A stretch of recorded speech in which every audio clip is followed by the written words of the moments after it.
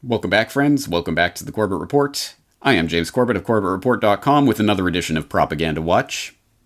Stop me if you've heard this one at all in the past few weeks. Contact tracing.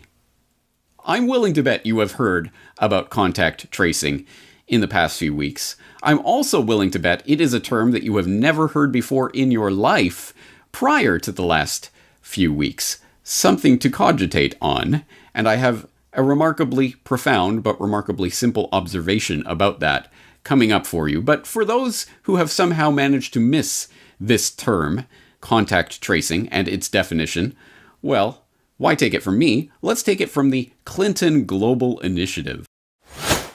One of the elements, key elements, in your plan to be able to reopen California, and I liked it, by the way, because you didn't overpromise.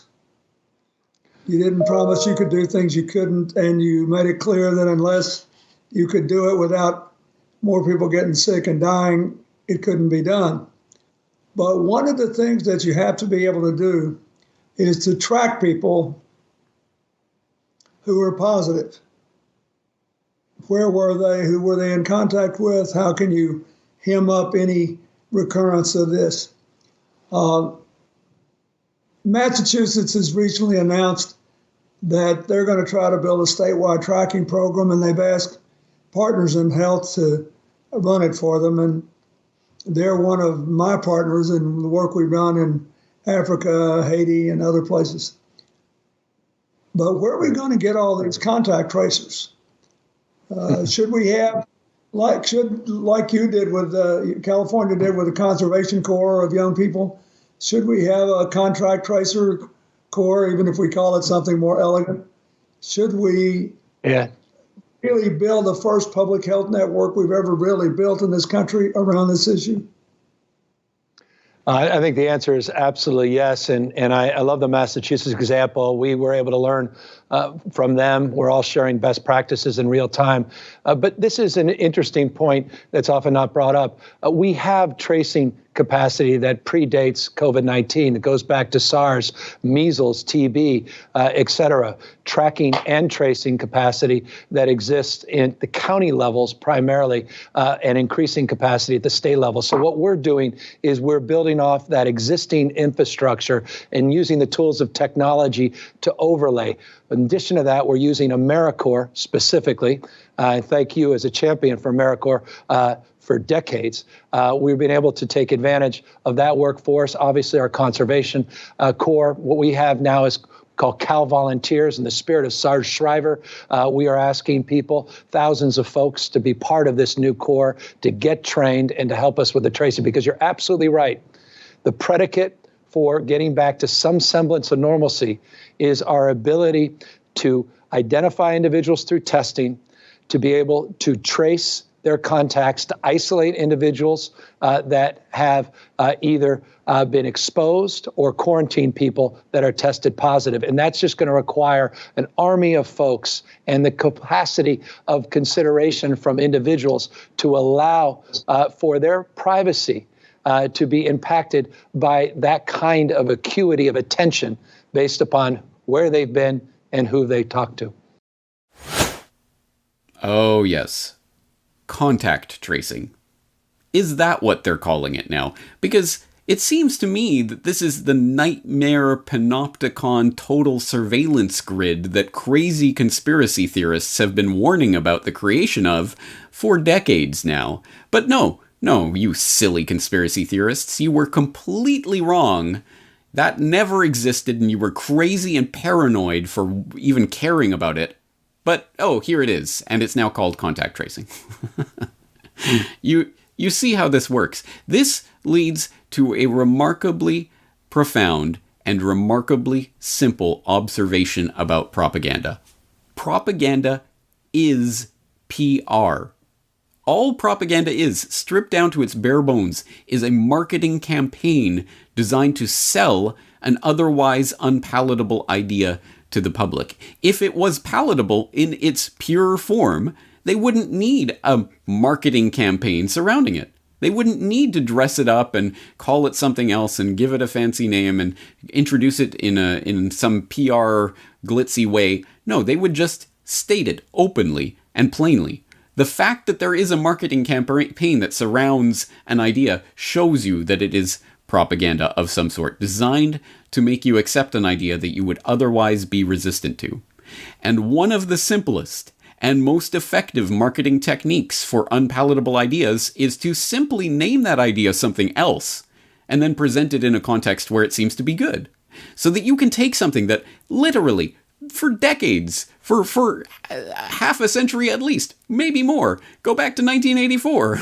I mean, I know it's referenced every few minutes these days, but it's because it is wildly appropriate for the times that we are living in. People have understood for generations that the creation of a panopticon grid of total surveillance is an absolute nightmare. There is no other way to understand what the creation of such a grid of total surveillance other than as a nightmare scenario.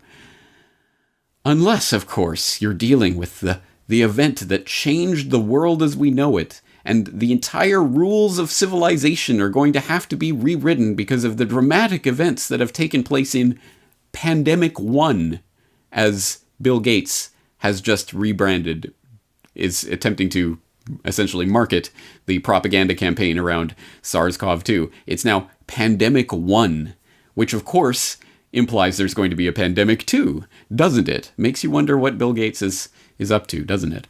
But at any rate, yes, there is a marketing campaign surrounding Pandemic 1, and one aspect of that is to rebrand the complete and total government surveillance of everything you do, everywhere you go, everyone you talk to, everything you purchase, and everything else to do with your actual physical meat space life.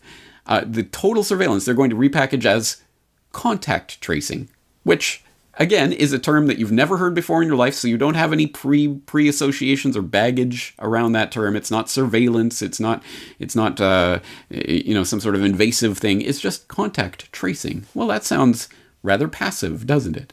And of course, it embeds with it a million pieces of very, very worrying data, doesn't it? So, yes, the Clinton Global Initiative is just one of many, many outlets that is trying to introduce this idea to the public discourse right now and framing the way that those words are being introduced to the public. So I would invite you, just as an experiment, just type the words contact tracing into a news search, any sort of search or news search that you tend to use. Just type those words in and read some of the many, many entries that are coming out right now, some of which are saying, well, lawmakers have some concerns about the ways that contact tracing could be used by the big tech companies because they might not respect your privacy.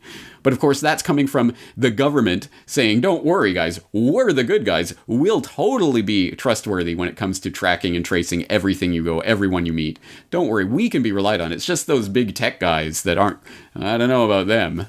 Of course, they're in the back pocket of the government, and government's in their back pocket anyway. It's all one big corporate fascistic stew. But let's disregard all of that, and let's make the debate about who should be entrusted with all the data about everywhere you are going at all times of every day. And only for the duration of the crisis, right? Because they will never, ever again use this fear of some sort of new contagion to flip the switch back on and to re-enable all of the controls that they are putting in right now, right? Oh, of course, that is exactly what is going to happen. Powers that are taken by the government, as we should all know by now, will never be relinquished. They will never give up on this complete and total surveillance of every person in the population at all times once it has been put in their hands. And you would be an absolute naive simpleton who fell off a turnip truck yesterday if you believe that to be the case. So, that being established, yes, I will direct you to that full video of the Clinton Global Initiative University combating the COVID-19 crisis, which has a lot of nuggets embedded in it. But I will specifically point you to contact tracing with the Clintons, which is an example of just some of the choicest nuggets about contact tracing that are embedded in that longer 4-hour video. This is a 7-minute video that was put together by Corbett Report member Camille at Please Stop the Ride. I hope people will check out that video and just get a sense. I mean, I don't think you have to be particularly conspiratorial to be creeped out by the things that people are saying in this, and the incentives that Clinton and others are openly saying should be in place. We should be creating an army of contact tracers, and this will be a great boon for employment. We can employ lots of people to snoop on the movements and activities of every other person in their country, and it'll be great. And all of this, I cannot see how you would not process that as some sort of creepy thing. But again, they're trying to market it to you with this new term, contact tracing, that you don't have any baggage associated with. So here's my suggestion, just one humble suggestion, is one thing that you can be doing to truly actively counteract this propaganda, which is to reject it outright. I call on people out there who are listening to this and who are equally creeped out by the total surveillance state that is being put in place. I call on you to never, ever use that phrase again. Do not refer to this as contact tracing. Just refuse it. And I haven't put a great deal of thought into this. I'm sure there are greater marketing minds out there than mine that can come up with a better idea. But I think, why not use something that we all can understand as creepy Orwellian, total police state surveillance grid? Why don't we call it, say, instead of contact tracing, why not call it Big Brother surveillance or something along those lines? Or just say Big Brother. Just refuse to say contact tracing and just replace it with Big Brother. So, for example, if we were to re-engineer the contact tracing conversations that the Clinton Global Initiative is hosting with more accurate language inserted, it might sound something like this. We need Big Brother agents in the hundreds and hundreds of people, right? You take the test and then you Big Brother back all the contacts. It's never been done on this scale before. This is an army of Big Brothers, basically investigators. But we need a national core of healthy people who are properly trained to go out and do this. Big Brother. We need the bodies.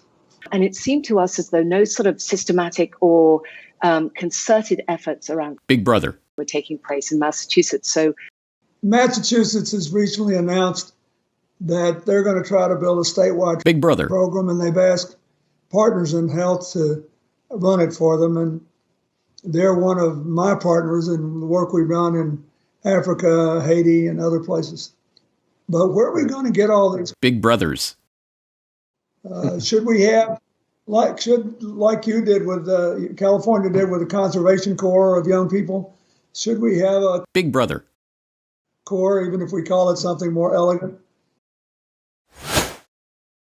See what I'm saying? Do you see how that can kind of change the inflection of what's being said and the way it is being said? Do you understand how that might make a difference? Anyway, I think it's a seemingly small change, but it actually means a lot to refuse the language as it is coming into place. Because exactly as we saw with the War of Terror, for example, which they insisted on calling the War on Terror, well, by changing the terminology that they give us to talk about such things, we can counteract the narratives that they're saying. So refuse to say weapons of mass destruction, say weapons of mass distraction, or whatever it is, which sounds like just a pithy, silly thing to say. But no, you are consciously choosing to reject the language that they are using to try to sell to the public, to try to make people just turn off their mind and go with this new word that's being introduced in a certain context, to make them think about those words. And I'm not saying go out and start preaching and evangelizing to people, no, you must stop saying this. No, just you personally refuse to use the word contact tracing. And anytime it ever comes up in any conversation with anyone you have, just insert Big Brother or whatever phrase you think is more appropriate, and just do it. Just don't even think about it. Don't even make a big deal about it. Just do it. Just refuse to use that terminology. That is something that will go some way towards propagandizing the term that they are trying to introduce to the public, which is total panopticonic Big Brother surveillance. Now, On a more practical level, yes, to the extent that people can, for example, stop carrying the slave device around in their pockets and stop taking it with them everywhere they go. That absolutely should be done right now. 100% people should be spreading awareness that, yes, you do not necessarily need your slave device with you at all times, tracking everywhere you go. Because regardless of what they're calling it and what they're saying about, oh, you'll have to sign, don't worry, it's all voluntary, you'll voluntarily download this app. We all know that is cockamamie nonsense, and we know that you are being tracked and databased and surveilled in all sorts of different ways at all times of day and night. But the base level of what I'm saying here today is that please be actively, consciously aware of the language that is being used to introduce this new concept, this old concept in a new bottle, new wine, old wine for new bottles for old wine, whatever that phrase is. You get the point. It is something that we already understand in one context as being horrible, and we are being asked to accept it as wonderful in this other context because it's been given a new name and a new twist. Refuse to go along with that twist. That is important to maintaining your cognitive freedom, which is the base level of any freedom that we may or may not have. And so I will put that out there. And if there are greater marketing minds than mine out there in the audience, you suggest your own term. Personally, I don't think, again, like everything else, it should be decentralized, and I don't think we're all going to agree on one term that everyone has to use for this. But at any rate, just refuse to say contact tracing. Just refuse it outright.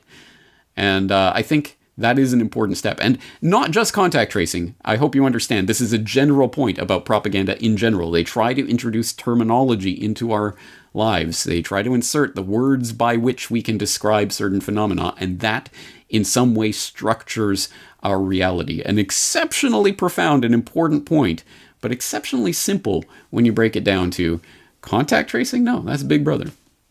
Anyway, that's the thought for the day. I hope it is a useful one. As always, I'm going to be here day in, day out, busting out information on this unfolding crisis as it comes. I hope you'll be there to join me for it, not at any controlled social media platform, but at corbettreport.com. Looking forward to talking to you again in the near future.